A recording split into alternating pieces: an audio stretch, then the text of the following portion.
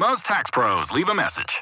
It's Jane. I'm moving on to a TurboTax expert who beat your price. Adam Devine, tell him how I feel. Hey, tax pro, she's been thinking twice.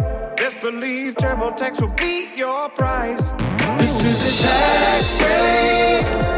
Switch to a TurboTax Live expert and we'll beat what you paid your pro last tax season. Make the switch at TurboTax.com/beatyourprice. TurboTax full service only. Sign up by 12/20/2024 and file by 4/1/2025. Full details at TurboTax.com/beatyourprice. In the darkest corners of the internet, a nameless, formless entity has been growing. No one dares question where it was created or what it wants, but those who have been entranced by its musings chant its blood-curdling name in unison. Horror Movie Night! Find Horror Movie Night on your favorite podcasting app or at hmnpodcast.com.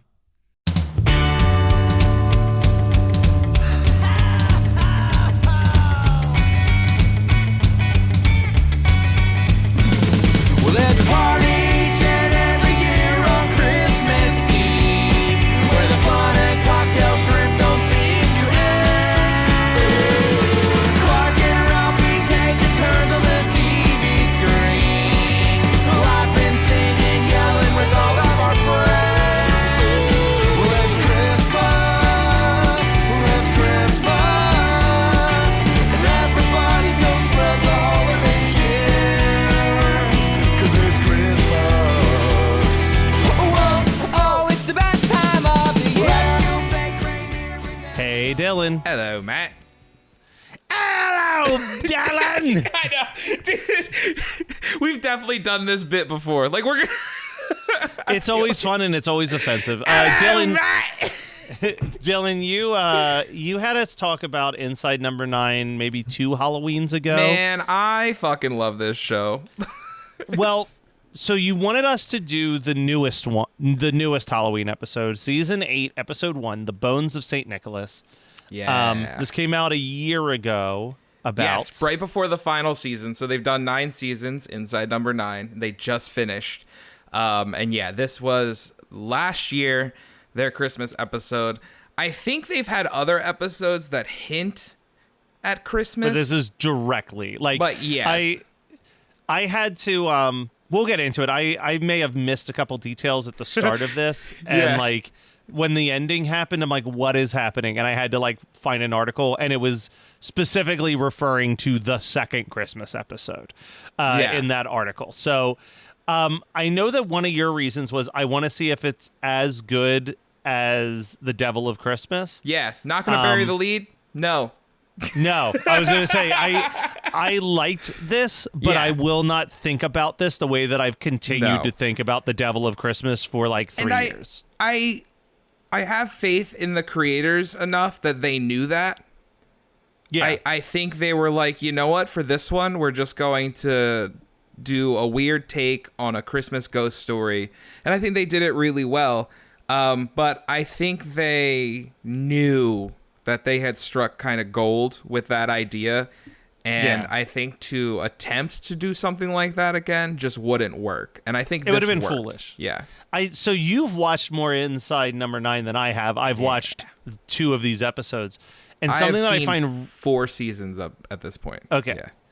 There's something I find really interesting about Inside No.9 that makes it really stand out to me is like there have been hundreds of horror anthology shows. This is one of the few ones that, as far as I can tell from these 2 episodes, there's no element of consistency. There's no wraparound. Nope. There's no like connective tissue. It's just random shorts that just start without like a crypt keeper introducing it or a narration like bringing you into like what is this tale. Like the only no wraparound, Rod Sterling. Like the only wraparound is the fact that the beginning of the episode will always involve something with the number 9, whether they're going into an apartment number 9.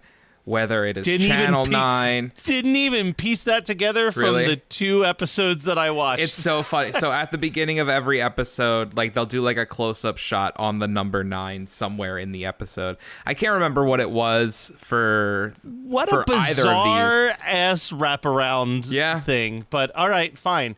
So maybe this is a thing in London. I work for a church. I've never heard of champing. Champing? Oh my God. It seems and insane. Who would want to do this? That's literally what I wrote. The idea of sleeping is inside of a church is crazy. Churches are the creepiest buildings ever. I'm sorry. Like when worship is not happening, churches are creepy to be in. Listen, as someone who has to go to a church usually at some random point during the week to just like load up all the stuff that they need for Sunday morning. Yeah.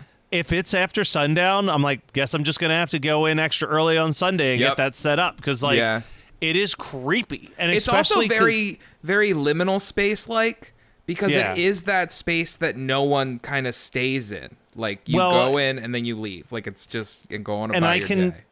So the church that I go to, I believe, is considered a historical landmark. Oh, okay. So something that's very creepy about my church is, first of all, if you're standing in the lobby waiting to get into the church, there's a giant plaque with a list of names, and those are all the names that are buried underneath the church when they built the expansion and had to move the tombstones. Oh, like the hands pop up from under the church.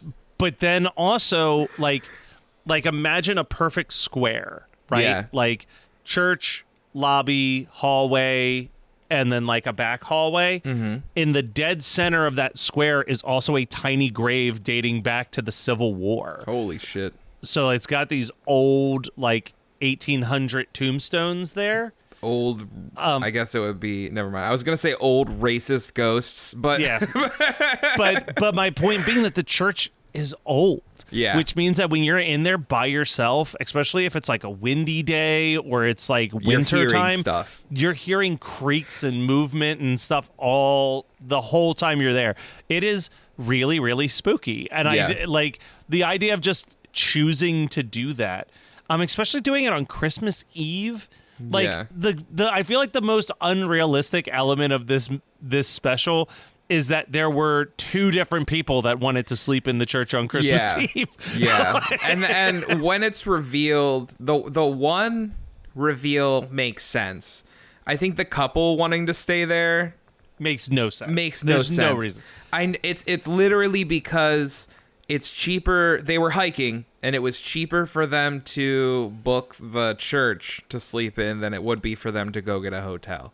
But also, like, from what they say, they emailed the church asking for permission that morning and then just drove there without wait. Like, no. Like, I would never just be like, well, I emailed them. I guess I have a spot. Let me drive there. No. Like, no. Like, and sometimes that happens. So inside at least call. Yeah. Make a phone call and get in touch with someone. Don't just shoot an email if you're coming that night. Yeah. Like, that would be psychotic. That would be psychotic for anything. Yeah. Like, could you imagine if you were going to, like, a horror convention and you didn't book a hotel room and you were just like, I'll just show up and I'm sure that they'll have a space for me. I don't have to imagine it. I have friends that did that, and it was I never understood it. I was like, you are out of your fucking mind to not know that you have a place to sleep. It's like when people go somewhere and they don't know if they have a ride home yet. Yeah. Like, that's like another thing that like drives me nuts. I'll just figure it out. I was like, what life were you living where you're just going to figure shit out when you get there? What do you mean? I'm sure I'll find somewhere to stay.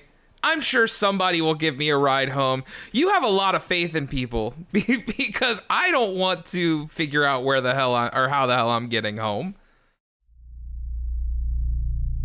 In the darkest corners of the internet, a nameless, formless entity has been growing. No one dares question where it was created or what it wants, but those who have been entranced by its musings chant its blood-curdling name in unison. Horror Movie Night! Find Horror Movie Night on your favorite podcasting app or at hmnpodcast.com.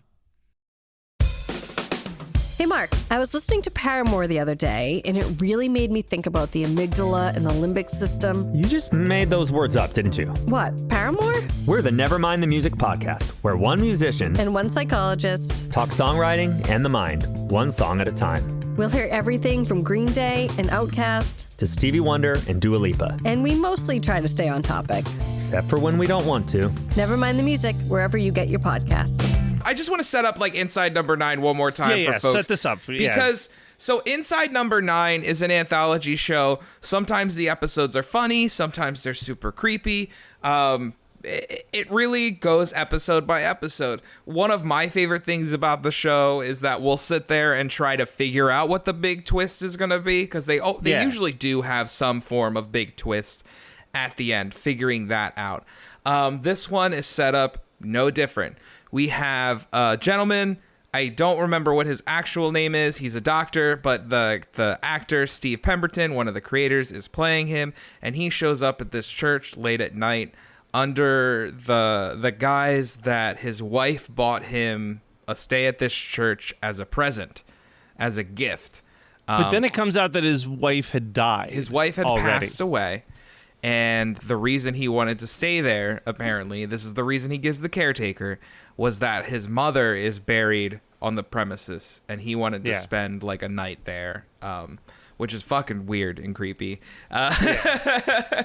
But throughout that, it reveals this giant St. Nicholas statue, which I love. The horrifying St. Nicholas statue. Oh, there's a very horrifying St. Nicholas statue that's mouth is just agape, wide open, and it's implied that it's missing its jaw, basically, because during this moment, another couple arrives, and we've talked about that couple. They're stuck in the church as well. They have a good line, because they're the ones that find the statue, and she goes, I thought it was Paul Hollywood at first. Yeah.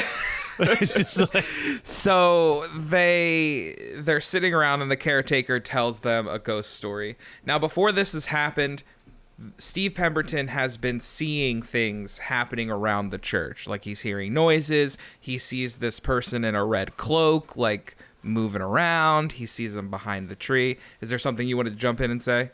Well, I was going to say, actually, that the caretaker, Dick, when he tells the ghost story, I love that whole scene. I think it's beautifully creepy and shot, like, perfectly. Like it's one of those things where you watch, it's like, man, they are cutting to characters' reaction shots at the exact right time to like cut away and cut back, and the camera like moves sometimes, it's static other times. Like, it's just like every element of that scene, I feel like that to me is like almost a perfect short film. You show me that like 5 minutes and I'm like, that's a absolute no notes perfect short film to me. I feel like a lot, maybe not this episode necessarily, but I feel like a lot of what Mike Flanagan gets praised for with his Netflix series is in the Inside No.9 show. And I would be shocked if he didn't take some influence from this show, and vice versa, honestly. Because I almost anticipated like a shot to this fucking St. Nicholas ghost, like something where like is in the middle of that story, like we get a shot of the ghost or some like form of jump scare. But we don't get that. Basically, the caretaker finishes up his story and is like, all right, have a good night, and like bails out on them. The wife is freaked out, rightfully so, because the caretaker is very creepy and told that scary story. And the husband wakes up and he's like, what's going on? And she's like, I didn't tell you this before. And she tells the story, and this is where it's revealed that she had a miscarriage at one point, and that they were setting out a stocking for their baby who had passed away. And she goes, there's something I didn't tell you. The day that I had the miscarriage, my mother showed up at the house and didn't acknowledge me. She was just standing there. And I was like, what are you doing? And then she runs past me and goes to the window and puts her hand on the glass and then is crying. Eyeliner streaming down her face, and then continues to tell the story. And she's like, later that day is when the motorbike came off the road and caused the accident, which I guess caused her miscarriage. Yeah. And she said, my mother was at the hospital and she told me all day that she had been thinking something bad was going to happen to me. And then I looked at her and she was at the window, hand on the window, crying, eyeliner streaming down her face. And that's when she goes, it wasn't a ghost, it was a warning. And that kind of sets up the eventual reveal. So go ahead. The reveal. So the reveal, as people who have been listening to the podcast have definitely heard, I now have children that live in this house. And I was watching the 2-year-olds when I decided to try to put this on. So, like, especially the first, like, 5 minutes of this, I was, like, watching, but also, like, making sure the kid was okay, getting, like, my laptop notes pulled up and everything. So I think I missed all of the lead-in to this. Like, I feel like my attention was specifically pulled in when the caretaker shows up and starts talking to the main character. Yeah, so for that reason, when the next chunk of this happens, I got very confused. Oh, during the ghost story, we forget to mention, in the ghost story, it's revealed that apparently the jaw of the original St. Nicholas is buried in that church, which also answers a lot of the beginning portions that you missed, where the guy that arrived is being real creepy around the church. You can tell he's looking for something. He has ulterior motives. And every once in a while, we'll cut to him, like, getting a chalk sketching and stuff like that. Like, or he'll be up in the bell tower. He's being weird. Yes. So this couple's walking around the church. Phone rings. Mm-hmm. They pick up the phone. There's no answer. They hang up the phone. Mm-hmm. And all of a sudden, there's a figure in a red jacket creeping up behind them, and they get scared and run away. Yeah. Coat drops down. It reveals our main character, saying, like, it's about fucking time they left. Yep. But then the caretaker is coming because I guess as quickly as they ran out of the church, they called the caretaker, meaning that they had his phone number and could have called instead of email. Him in the beginning? Anyway, and this happens in Inside No.9. Sometimes you just gotta roll the punches. But that quickly, he's like, oh, something's creepy's happening. I've got to make sure the other guy's okay. Yeah. So he runs and hides. And then I guess this is where some of the creepy stuff that you were talking about, the, like, knocking the ornament down, the red cloak character hiding behind the tree. Like, he had been seeing this stuff happen earlier. Like, when he had first arrived, that's saw what I'm talking an ornament. About. This is what I missed. Yeah. He sees an ornament fall, and he turns and sees somebody in a red cloak. He hears a noise in the hallway. He turns, he sees somebody in a red cloak. And he's like, so the whole time you're sitting there thinking, oh, this caretaker's not crazy. This is a real ghost story. There's a ghost in this church. But it's revealed because it cuts to him in that red cloak knocking down the ornament. And then you get flashbacks to the earlier scenes, and then it cuts to her again saying it wasn't a ghost, it was a warning. And he's like, huh, like, that's weird. And then it continues. He's searching for the jaw. He's searching for the jaw, and he finds it, but it's hidden in a wall by the bell, like in the bell tower. And and it's so funny because as I'm still trying to piece it together, he's got this scarf wrapped around his neck. Yeah. And just as I'm looking at that scarf, I'm like, ooh, I think this guy's going to get choked by something. Like, yeah, something. He got choked by something. Yeah, but I, like, thought, I'm still waiting for, like, I was ready for, like, jawless Santa to jump out. You know what I mean? Like, I'm waiting for something really insane. And I think that's what it's supposed to, I think that's what you're supposed to be. I think you're supposed to think that this guy is going to get killed by some ghost, but it does another cut back to the story where she's like, it's a warning, and what it was he was basically seeing his spirit, like his omen, that something bad was going to happen, and the bell rings, and he slips and ends up hanging himself. And the wood that he's standing on snaps underneath him as well. So he basically accidentally creates his own gallows situation. Yeah. And hangs himself. And it's horrifying. It is a horrifying. It's a gruesome they linger. death. Yeah. They linger a lot. Like, I would say, like, if they did this as a Tales for a Crypt episode in the 90s, it would have just been a quick instant kill when he, like, drops down. Yeah. But they're really, like, we're with him for every choked out moment. He's choking for a while. So he ends up dropping the package, the jaw that he had found. The caretaker very unaffected by any of this. He comes in and looks up, and he goes, oh dear. And then he looks at the package, opens it, and I think he just goes, Merry Christmas to me, or some shit like that. Yeah, like, it's just like, oh, well, because it's going to be worth billions that he found this fucking jaw. Like, dude's fucking set for life. All in all, like you said, like I thought that this was fun. I thought that this was great. But whereas like when I watched The Devil of Christmas, I was like, man, maybe I should check out Inside No.9. Yeah. This one isn't selling me that same way. I was just like, oh, that was cute.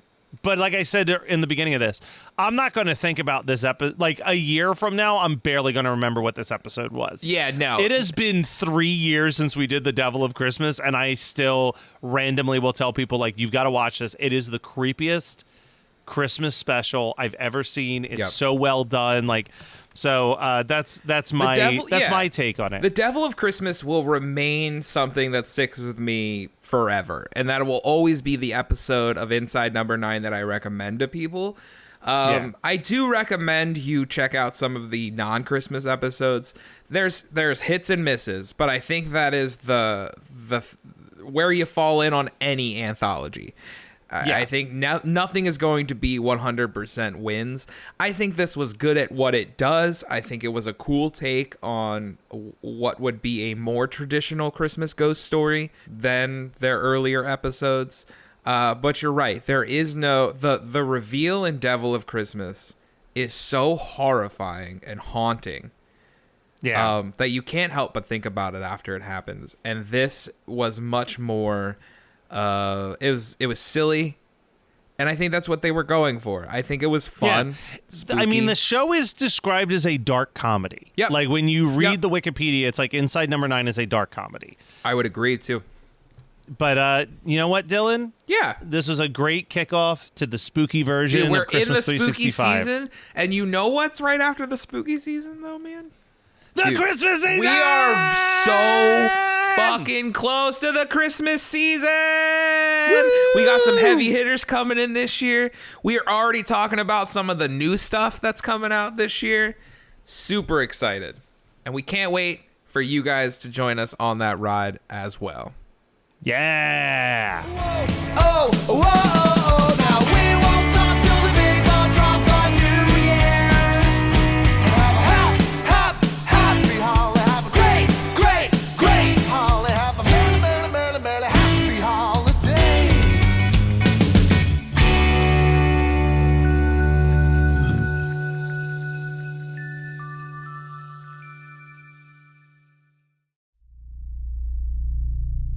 In the darkest corners of the internet, a nameless, formless entity has been growing.